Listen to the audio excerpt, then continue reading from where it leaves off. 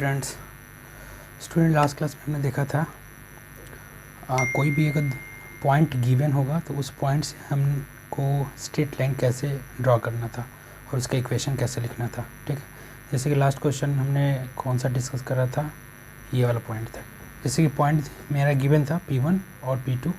P1 का coordinate दे रखा है 2, 7 और P2 का कोऑर्डिनेट दे रखा है 6, 15। ओके, इससे हमको क्या करना था, इक्वेशन ऑफ लाइन लिखना था। ठीक है, और उसको प्लॉट भी करना था। तो मेरे पास स्टैंडर्ड इक्वेशन क्या था, y equals to mx plus C. Okay, तो m क्या होता है, तो चेंज इन कोऑर्डिनेट इन y and change in coordinate of x का दोनों का रेशियो। ठीक, तो ये y2 माइनस y1 और x2 माइनस x1 हमने ऐसा लिख दिया, इसे 2 आया था।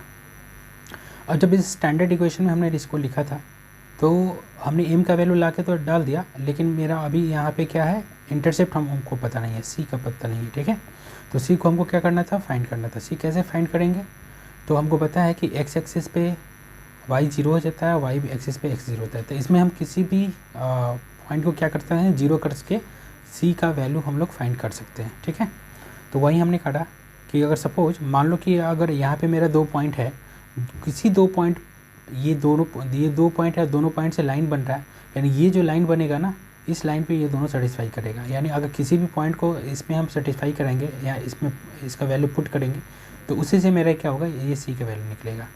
तो जैसे मान लो कि 2, 7 पॉइंट है और 2, 7 पॉइंट को ही हमने ले रखा है। तो 2 क्या है, फर्स्ट कोऑर्डिनेट है x कोऑर्डिनेट, और 7 क्या है, y कोऑर्डिनेट है। तो इसको हमने इसी इक्वेशन में पुट करा तो क्या हुआ, तो y इक्वल टू 7 रख दिया, 2x है तो 2 इंटू 2 हो गया प्लस c, तो c इक्वल टू 3 निकल गया। तो मेरा ऑलरेडी इक्वेशंस तो बन के रखा हुआ था, y equal to 2x plus c का वैल्यू निकल गया।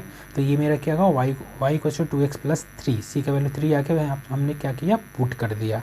तो जैसे ही पुट करा तो मेरा एक स्ट्रेट लाइन का इक्वेशन आ गया। अब इस स्ट्रेट लाइन को ड्रॉ कैसे करोगे, तो बस स्पेस में आपको प्लेन में आपको 2 पॉइंट दे रखा है, इस दोनों पॉइंट को प्लॉट कर दो और दोनों को कनेक्ट करके इसको इन्फिनिटी तक बढ़ा देना है। यही मेरा क्या हो जाएगा, तो प्लॉटिंग ऑफ लाइन हो गया इन XY प्लेन। ठीक है, तो यहाँ पे हमने वहीं P1 और P2 को हमने कनेक्ट किया और इसी को क्या कर दिया, आगे तक बढ़ा दिया। अब हमको पता है कि जिस पॉइंट पे ये क्रॉस करेगा y एक्सिस को, तो y इसका इंटरसेप्ट देगा, जो ऑलरेडी हमने c का वैल्यू निकालना है। तो c क्या है, इसका y इंटरसेप्ट है। ये फर्दर जाके x एक्सिस को भी क्रॉस करेगा तो वो भी आप पॉइंट निकाल सकते हो। कैसे, तो इसी में हम क्या कर देंगे, y का वैल्यू 0 कर देंगे, तब x का पॉइंट में निकल जाएगा ऑन x एक्सिस। ठीक है, चलिए, तो आई होप ये समझ में आया होगा आपको। अब ये तो हमने क्या किया था, स्टैंडर्ड इक्वेशन देखा था। अब हम लोग देखेंगे कोई भी स्ट्रेट लाइन का जनरल इक्वेशन क्या होता है। जनरल इक्वेशन क्या होता है, तो जनरल इक्वेशन जनरली हमको जो गिवन इक्वेशन होता है वो जनरल फॉर्म में ही गिवन होता है।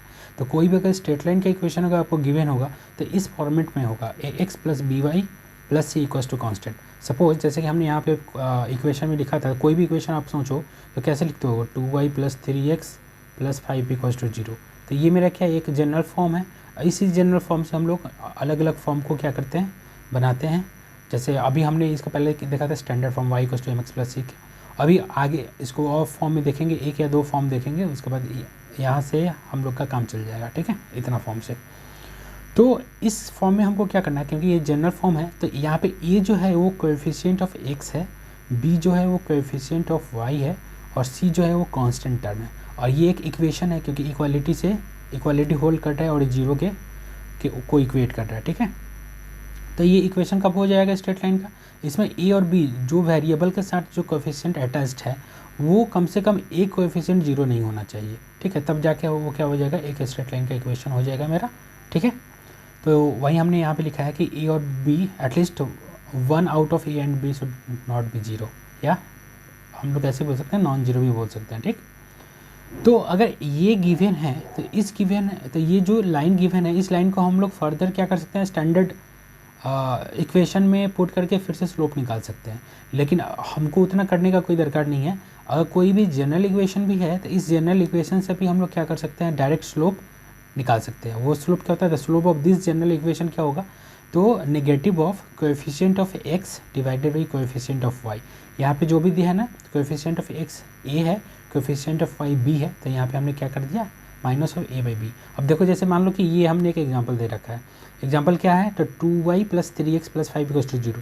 तो अगर इस लाइन का अगर तुम स्लोप देखोगे, क्योंकि ये लाइन एक जनरल फॉर्म में दिया हुआ है, तो इस जनरल फॉर्म का अगर हम लोग देखेंगे स्लोप कितना होगा, तो कोएफिशिएंट ऑफ x कितना है, 3, कोफिशिएंट ऑफ y कितना है 2, तो कितना हो जाएगा था -3/2 इसका स्लोप हो जाएगा। ठीक है, इसको आप स्टैंडर्ड फॉर्मेट पे भी रख के बना सकते हो, लेकिन उसका कोई दरकार नहीं, डायरेक्ट हमको अगर ऐसा होगा तो direct minus of coefficient of x by coefficient of y कर देंगे। ठीक है, तो आई ऑफ ये सबको समझ में आया होगा।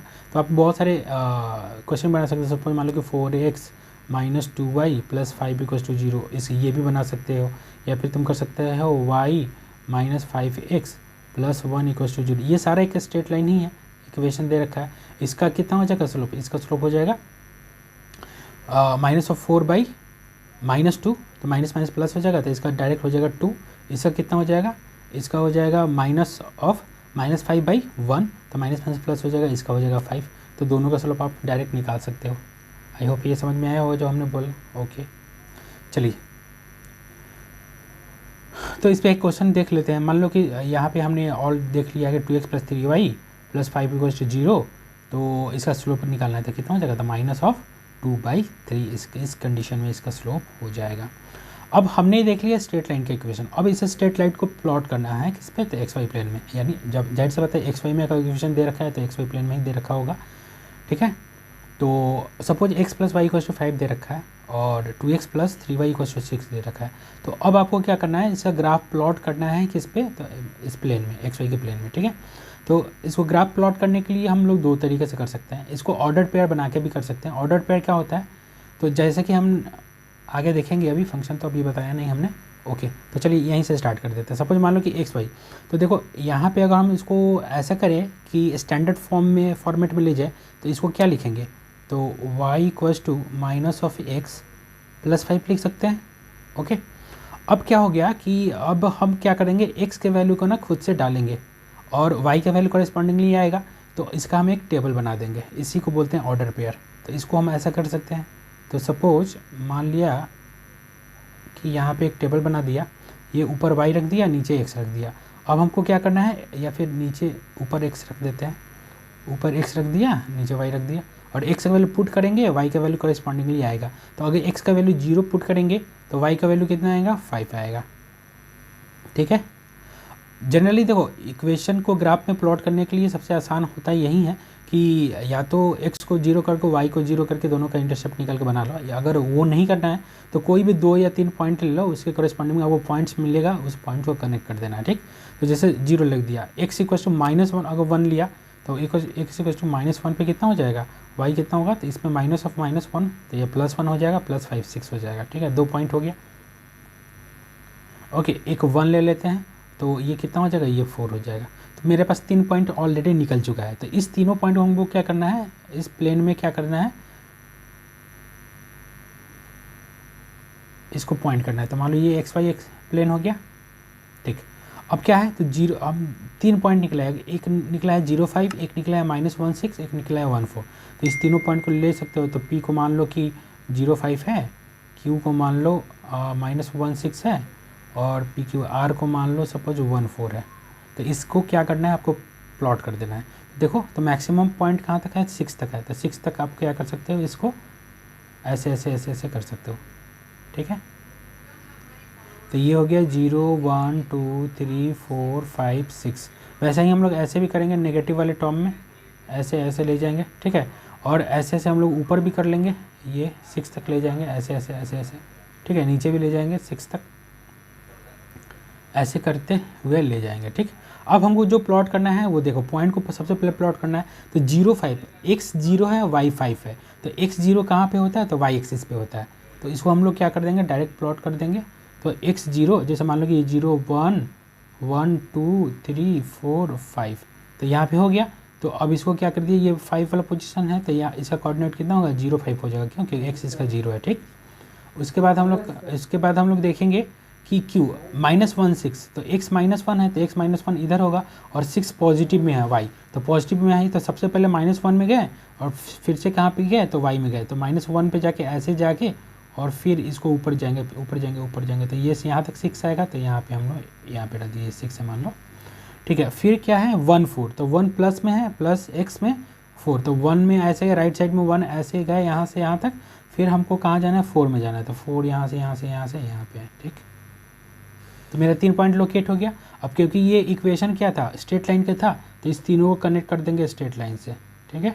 ये स्ट्रेट लाइन से कनेक्ट कर दिए और आगे जाके कहीं भी अपना मीट करेगा, ठीक। बस ये मेरा इक्वेशन, ये जो ग्राफ बन गया वो कितना हो गया, जो गिवन ग्राफ था मेरा x plus Y equals to 5 का मेरा ग्राफ प्लॉट हो गया, ठीक।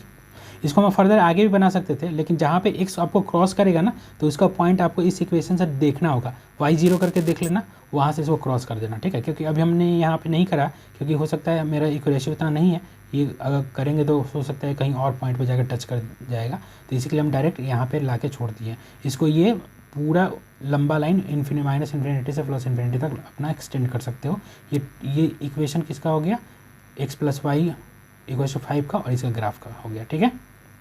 उसके करस्पॉन्डिंग ये ग्राफ हो गया। तो आई होप ये समझ में आया होगा। अब जैसे दूसरा ग्राफ बनाना है, दूसरा ग्राफ क्या बनाना है, 2x plus 3y equals to 6 का बनाना है। तो इसको भी कैसे करेंगे, तो ऑर्डर पेयर ले लेंगे, ऐसे ही टेबल बनाएंगे, x को 0 कर दो, उसके करस्पॉन्डिंग y का वैल्यू निकलेगा, ठीक है। तो ये थोड़ा सा ना लंबा प्रोसेस है, यहाँ पे दिख रहे होगा कि हमको बहुत ज़्यादा क्या करना पड़ रहा है, यहाँ पे हर एक वैल्यू के लेना। तो इससे भी शॉर्टकट मेथड क्या है भाई, तो देखो यहाँ पे ये जो मेरा दे रखा है, इसको क्या करो कि एक बार x 0 कर दो, एक बार y, x 0 करोगे तो क्या हो जाएगा, y एक्सिस का इंटरसेप्ट निकलेगा, और y 0 करेगा तो कहाँ का इंटरसेप्ट निकलेगा, x का इंटरसेप्ट निकलेगा। अब दोनों को कनेक्ट कर देना एक लंबे लाइन से, वही मेरा क्या हो जाएगा, तो प्लॉटिंग ऑफ ग्राफ हो गया for a particular straight line equation, ठीक है।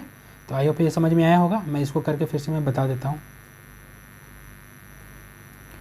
इसको मैं हटा रहा हूँ, ठीक है। ये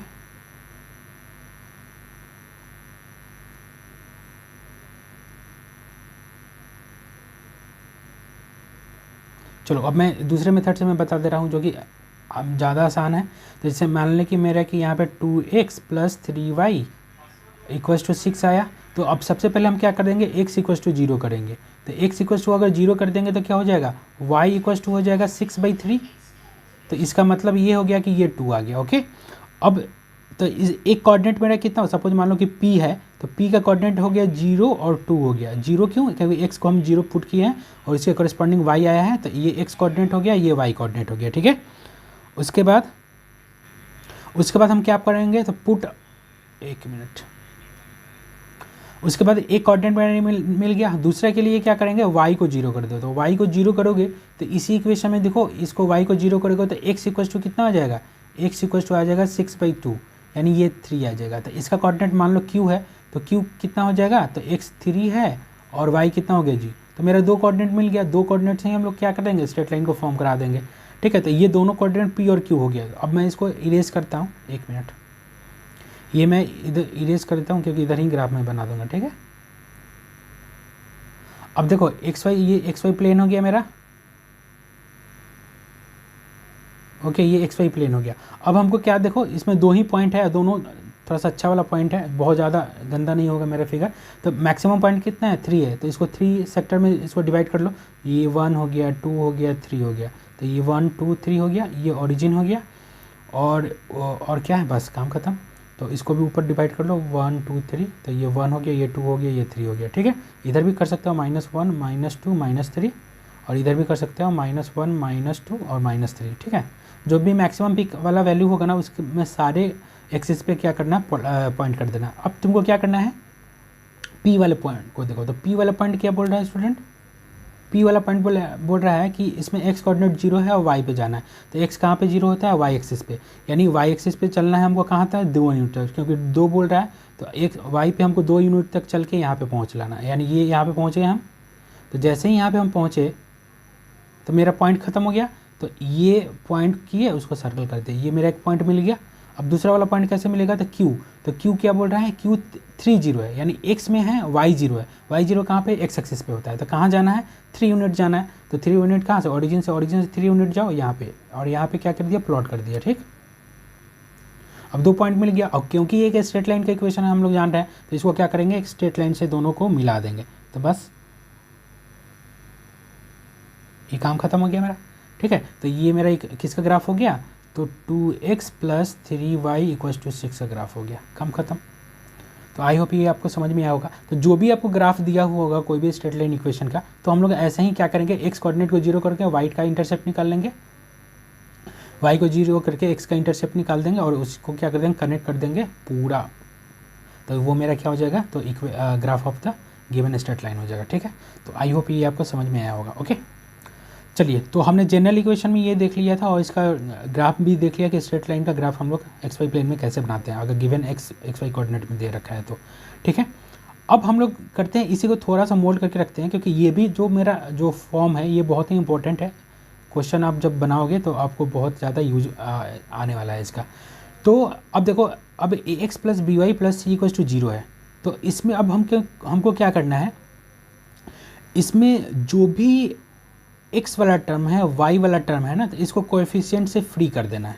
कोएफिशिएंट से फ्री इसलिए करेंगे क्योंकि एक पर्टिकुलर टाइप का क्या करेगा, मेरा एक इक्वेशन आएगा, उस इक्वेशन को हम लोग क्या बोलेंगे, तो इंटरसेप्ट फॉर्म का इक्वेशन बोलेंगे। जैसे इसके कोएफिशिएंट से फ्री करना है तो क्या करेंगे, c को इधर ले गए, c को क्या कर दिया, डिवाइड कर दिया, डिवाइड कर दिए, तो a को हम क्या कर रहे हैं, मतलब इसका मल्टीपल जो है ना इसको नीचे ले आ रहे हैं, तो ये मेरा हो गया, तो इसका हो जाएगा -c और c को नीचे ले गए, तो ये हो जाएगा मेरा x, a को नीचे ले गए यहाँ पे, और फिर ये आया y, b को नीचे ले आए। ठीक है, इक्वल टू, तो ये एक फॉर्मेट हो गया। ठीक है, यहाँ पे ये जो मेरा जनरल इक्वेशन था उसका एक फॉर्मेट हो गया, जिस फॉर्मेट में हम लोग क्या कर दिए कि x डिवाइडेड बाई -c/a में रख दिया प्लस y डिवाइडेड बाई अब ये जो -b में रख दिया। ठीक है, अब यहाँ पे ये जो नीचे वाला टर्म आया इसको हम कुछ एज्यूम कर लेते हैं, मान लो कि इसको हम ले लेते हैं स्मॉल ए। ठीक है, ये मान लो कि ये स्मॉल ए ले लेते हैं और ये मेरा स्मॉल बी, तो ये मेरा जो जनरल इक्वेशन था वो कैसे फॉर्म हो गया, तो इस फॉर्मेट में फॉर्म हो गया।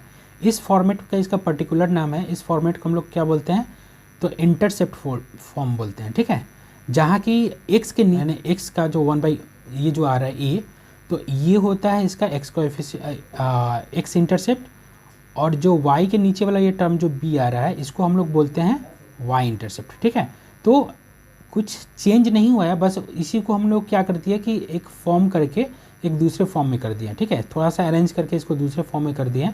ऐसा इसलिए किए हैं क्योंकि इसको डायरेक्ट हमको जब क्वेश्चन आगे बनाएंगे हम लोग में, मोशन का जब क्वेश्चन स्टार्ट करेंगे तो बहुत सारा क्वेश्चन होगा जो डायरेक्ट इस इक्वेशन में हमारा पुट हो जाएगा, इसलिए हम इस इक्वेशन को क्या कर दिए हैं, एक दूसरे फॉर्म में रख दिए हैं। ठीक है, अब इस दूसरे फॉर्म का जो नाम है उसको क्या बोलते हैं, तो उसको बोलते हैं इंटरसेप्ट फॉर्म। ओके, जहाँ की ये नीचे वाला जो टर्म आया उसको बोलते हैं एक्स इंटरसेप्ट, एक्स के नीचे वाले को एक्स इंटरसेप्ट बोलेंगे और वाई के नीचे वाले को क्या बोलेंगे, वाई इंटरसेप्ट बोलेंगे। तो यहाँ पे ए जो हमने माना है उसको क्या बोल सकते हैं, एक्स इंटरसेप्ट बोल सकते हैं, और बी को जो हमने माना है उसको वाई इंटरसेप्ट बोल सकते हैं। ठीक है, यहाँ भी ये ध्यान देने वाली बात नहीं है कि यहाँ पे c/a जो आ रहा है माइनस है और ये भी माइनस है, तो यहाँ पे इस गिवन इक्वेशन से ये ऐसा आया है, लेकिन ज़रूरी नहीं है, ये प्लस भी हो सकता है माइनस भी हो सकता है। ठीक है, जैसे जैसे मेरा आएगा, जैसे मान लो कि यहाँ पे c अगर क्या रहता है, नेगेटिव रहता है, तो c इधर जाता है तो प्लस आ जाता।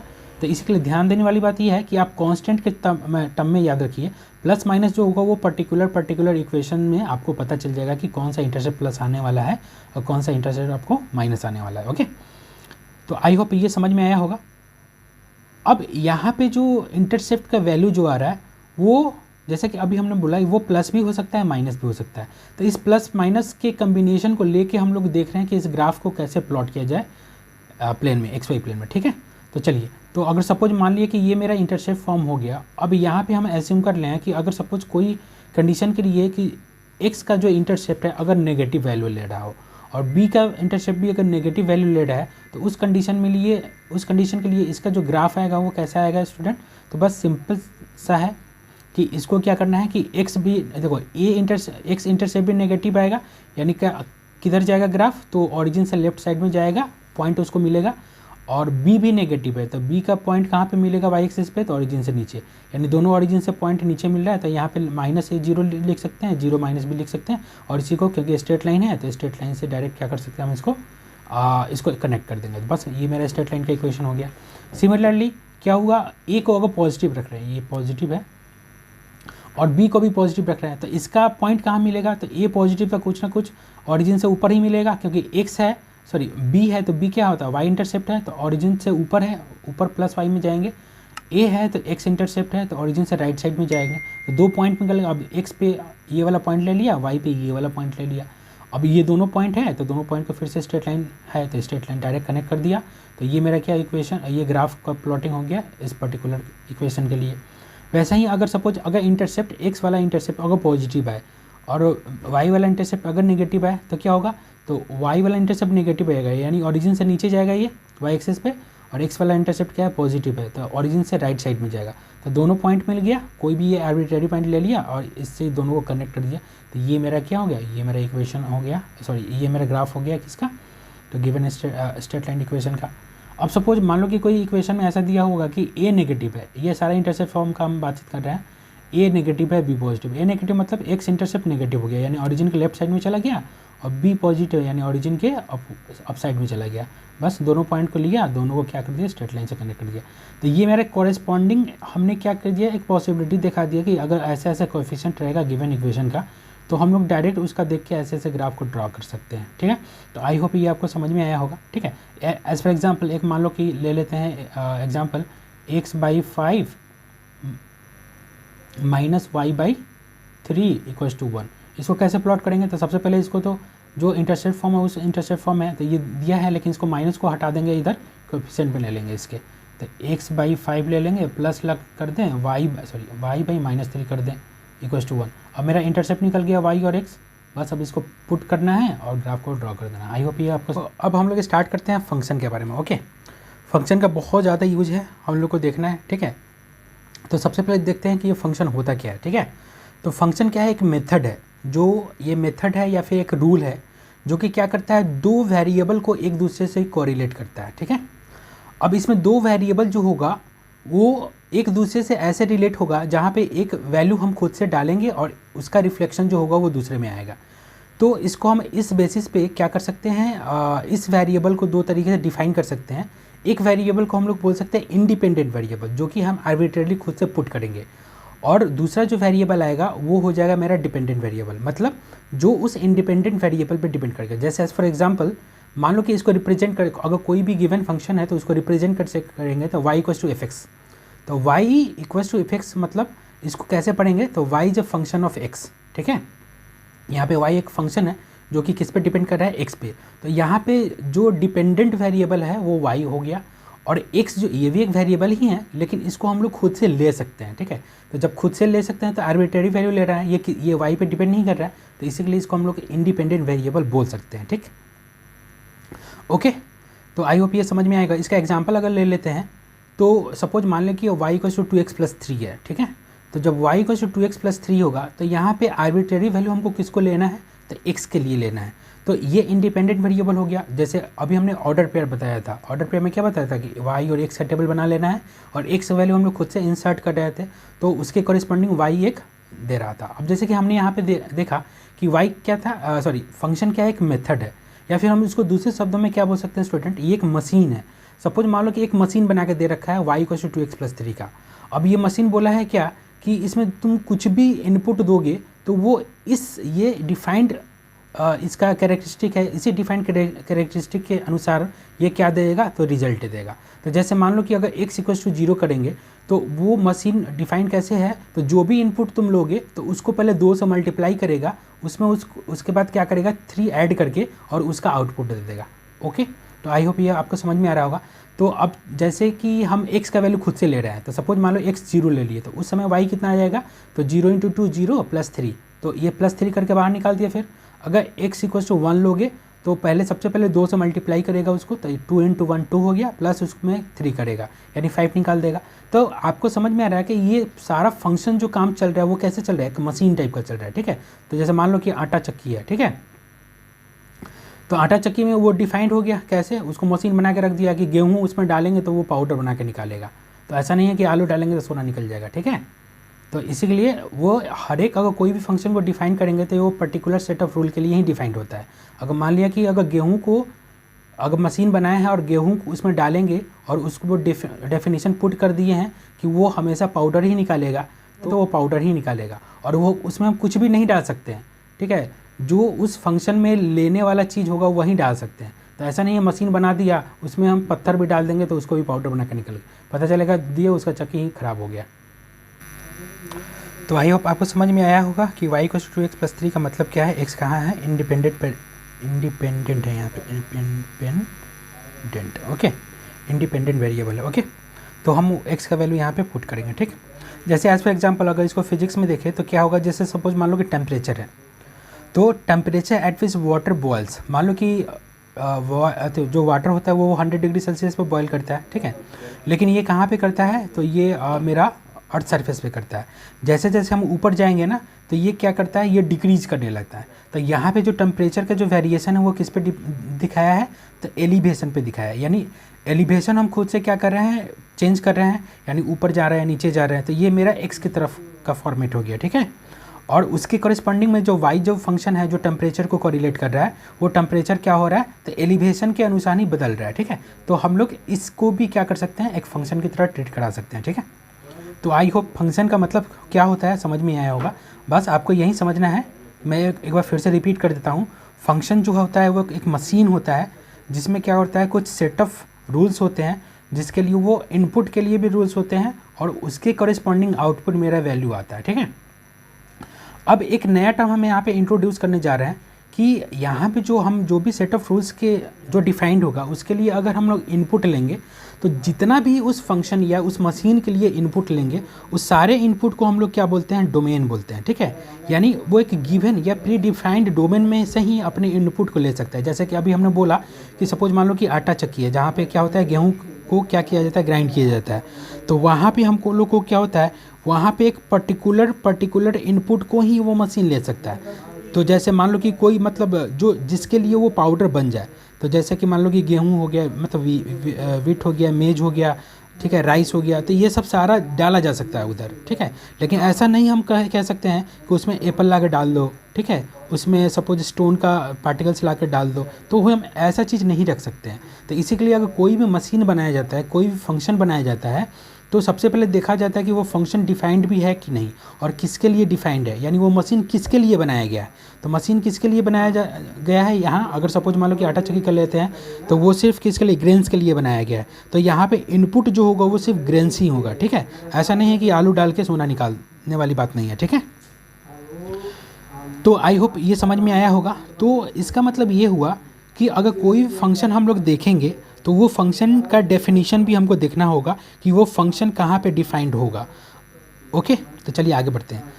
तो सपोज मान लो कि हम यहाँ पे कुछ फंक्शंस लिए हुए हैं। मान लो कि y इक्वल्स टू एक्स एक फंक्शन है, y equals to X square एक फंक्शन है, y equals to mod of X एक फंक्शन है। यानी जो भी यहाँ पे गिवन है वो सारा एक फंक्शन है और इस फंक्शन के बारे में हमको देखना है, ठीक है। तो अगर सपोज मान लो कि अगर फर्स्ट वाला एग्जाम्पल ले ले कि y इक्वल्स टू एक्स, तो y इक्वल्स टू एक्स का मतलब क्या होता है कि x का वैल्यू अगर कुछ भी डालेंगे तो y भी क्या होगा, मेरा x के बराबर हो जाएगा। जैसे x का वैल्यू अगर 0 डालेंगे तो y भी क्या हो जाएगा, एट ए टाइम क्या हो जाएगा, 0 हो जाएगा,